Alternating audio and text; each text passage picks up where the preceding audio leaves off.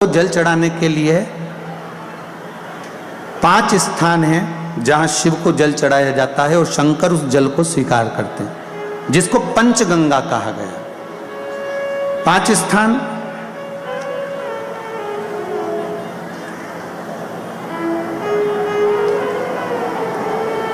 अच्छे से समझ लीजिएगा। जब भी शिव मंदिर में जाएं तो ये 5 स्थान शिव को जल चढ़ाने के लिए ये रखा है। शिवलिंग, गोल जलाधारी, ये चरण जहां से पानी नीचे की ओर जाता है। शंकर भगवान के 13 बच्चे हैं, 13 की 13 बच्चे शिव जी का संपूर्ण परिवार, 33 कोटि देवता, 64 योगनियां, सब शिवलिंग के आसपास में। आप शंकर जी के मंदिर में जाकर यह कभी ना विचार करना कि पार्वती जी को ढूंढना पड़ेगा या गणेश जी को ढूंढना पड़ेगा या कार्तिकेय जी को ढूंढना पड़ेगा या भैरव को ढूंढना पड़ेगा। हमें शंकर के मंदिर में जाकर किसी देवता को ढूंढने की जरूरत नहीं है। जहां शंकर भगवान का शिवलिंग रखा हुआ है वो माता जी का हस्तकमल है, माता पार्वती जी का स्थान है। जहां शिवलिंग रखा है वो शंकर भगवान है।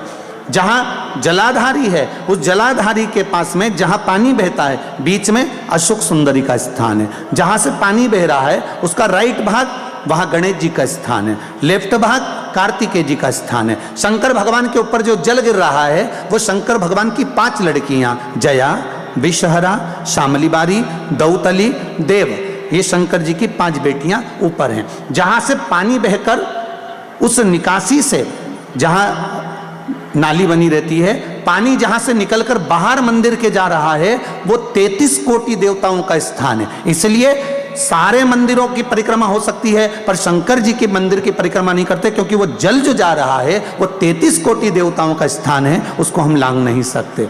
वो स्थान जल चढ़ाते समय आप इसका स्मरण रखें। पानी का जब पात्र लेकर जाते हैं मंदिर के अंदर, सबसे पहले शिव जी का जो जलाधारी है उसमें राइट भाग पर अपनी मनोकामना कर कर जल चढ़ाएं, फिर लेफ्ट भाग में चढ़ाएं रोग मुक्ति के लिए।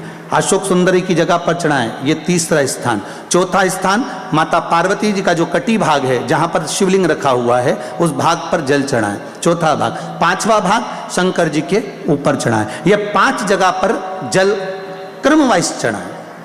आप लोग जाते हो डायरेक्ट जाकर शंकर जी पे जल उंडेल करा जाते हो, सीधे गए और शिव जी पे जाकर आपने जल चढ़ा दिया। हमारे यहाँ शास्त्र कहता है जैसे अपन देवताओं की पूजन करते हैं तो पंडित जी सबसे पहले पूजन किसकी कराते हैं? जम के बोलो जरा, गणेश जी की। गणेश जी के बाद पूजन कराते कराते कराते कराते कराते कराते आगे के सारे देवता कराते कराते कराते कराते फिर मूल पूजन पर पहुंचते हैं। आप डायरेक्ट मूल पूजन पे पहुंच जाते हो। इस छत के ऊपर आपको चढ़ना है, निशानी रखी है,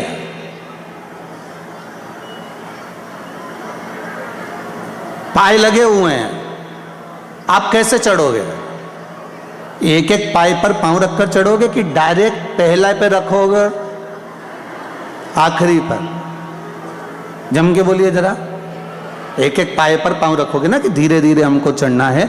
उसी तरह शिव मंदिर में पहुंचने के बाद पहला गणेश स्थान, कार्तिकेय स्थान, अशोक सुंदरी का स्थान। अशोक सुंदरी के स्थान पर जल क्यों चढ़ाया जाता है?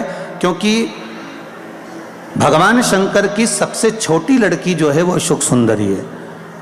और ये जो छोटी लड़की है अशोक सुंदरी, ये नारी को अखंड सौभाग्यता का वर प्रदान करती है।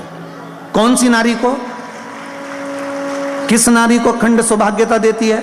तो महाराज शास्त्र कहता है जिस नारी के भाग्य में लिखा होता है कि इसको वैधव्य होना है, इसके पति को समाप्त होना है, अगर वो नारी अशोक सुंदरी वाली जगह पर जल चढ़ा देती है तो पति पर अगर काल भी मंडरा रहा होता है तो मां अशोक सुंदरी महाकाल से कहकर काल को टाल देती है। वो अशोक सुंदरी का,